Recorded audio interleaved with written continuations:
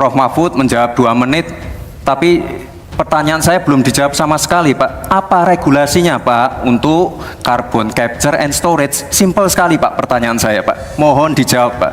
Dijawab sesuai pertanyaan yang saya tanyakan, Pak. Nggak perlu ngambang kemana-mana, Pak. Jadi begini Mas Gibran, di dalam ilmu hukum, misalnya saya tanya kepada Anda sekarang ya, bagaimana cara membuat aturan tentang antariksa nasional? Anda pasti tidak tahu.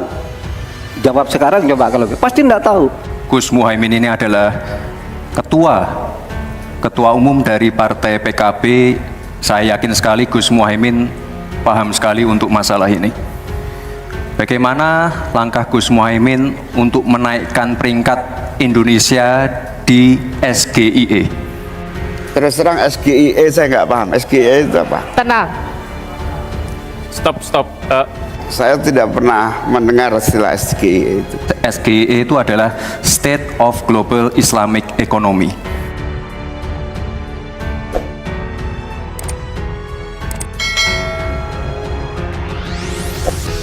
Ini karena Prof. Mahfud adalah ahli hukum, saya ingin bertanya bagaimana regulasi untuk carbon capture and storage.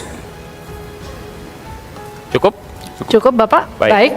Silakan Bapak Mahfud untuk menjawab. Waktu Anda untuk menjawab adalah 2 menit.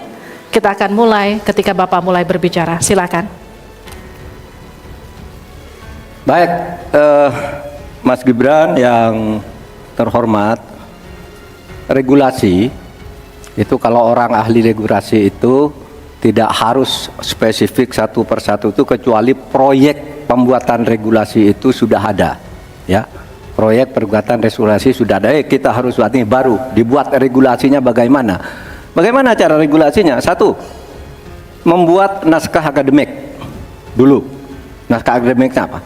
Naskah akademik itu kalau mengikuti pola yang sederhana aja, pakai aja kasus RUKIPI namanya. Kalau di dalam ilmu perundang-undangan itu, misalnya regulasi yang sudah ada bagaimana, kalau belum ada bagaimana, kemudian opportunity-nya bagaimana, kemudian kapasitas lembaganya bagaimana, kemudian komunikasi publiknya bagaimana, kemudian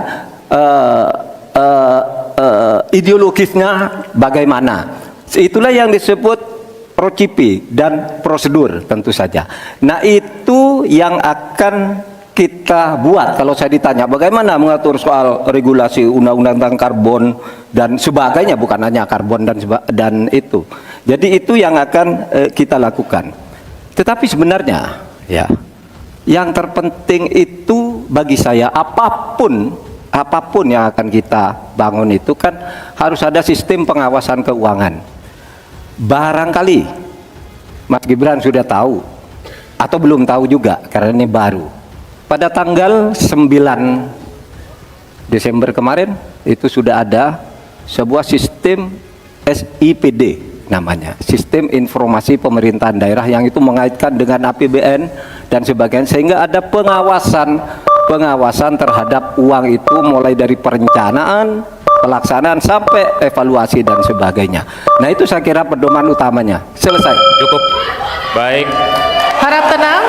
Masih belum Kita selesai. lanjutkan. Ini masih belum selesai nih. Kami berikan kesempatan kembali kepada Pak Gibran untuk menanggapi.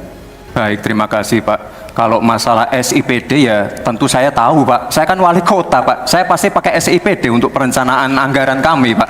Tapi kembali lagi ke pertanyaan saya, Pak. Pak Prof. Mahfud menjawab 2 menit, tapi pertanyaan saya belum dijawab sama sekali, Pak. Apa regulasinya, Pak, untuk carbon capture and storage? Simple sekali, Pak, pertanyaan saya, Pak. Mohon dijawab, Pak. Dijawab sesuai pertanyaan yang saya tanyakan, Pak. Nggak perlu ngambang kemana-mana, Pak.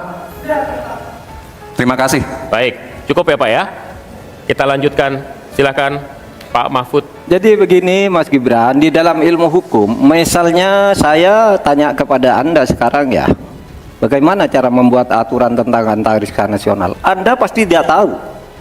Jawab sekarang, coba kalau pasti tidak tahu. Karena Harap tenang.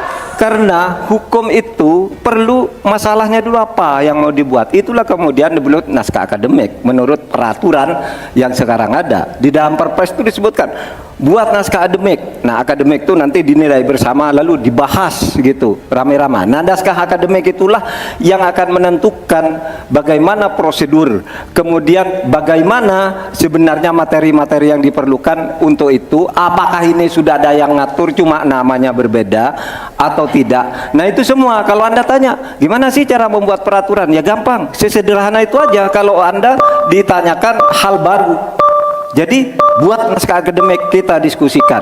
Nah, itu sebuah prosedur karena Anda bicara membuat hukum. Selesai.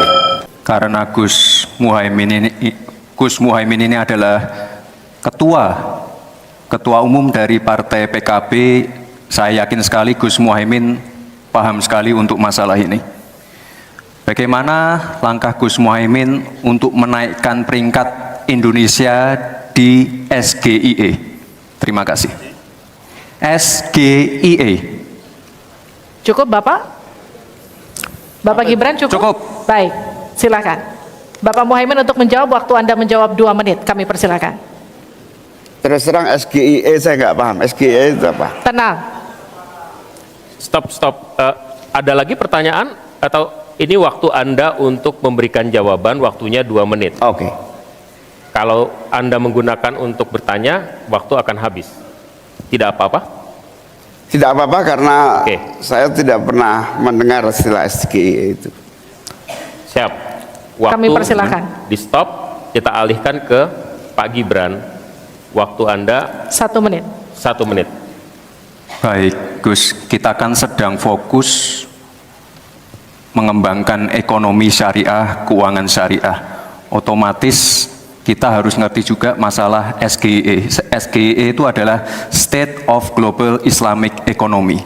Misalnya sekarang yang sudah masuk peringkat 10 besar adalah makanan halal kita, skincare halal kita, fashion kita. Nah, itu yang saya maksud, Gus. Dan ya mohon maaf kalau pertanyaannya agak sulit ya, Gus. Terima kasih. Harap tenang. Tenang. Mohon kerjasamanya. Waktu Anda, Pak Muhaimin, 1 menit untuk menanggapi. Terima kasih.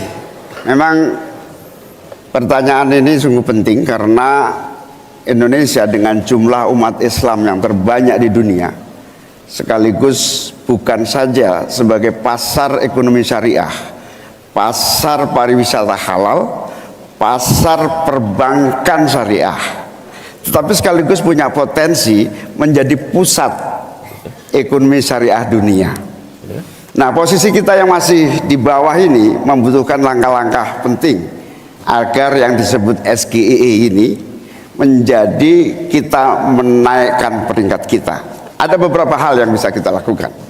Yang pertama, yang harus dilakukan pemerintah adalah menyiapkan seluruh perangkat regulasi agar tumbuh kembang seluruh industri halal, termasuk bagaimana membantu sertifikasi secara murah bahkan gratis, terutama bagi UMKM kita. Habis waktunya, kita berikan aplaus terlebih dahulu kepada 3 calon wakil presiden yang sudah berinteraksi.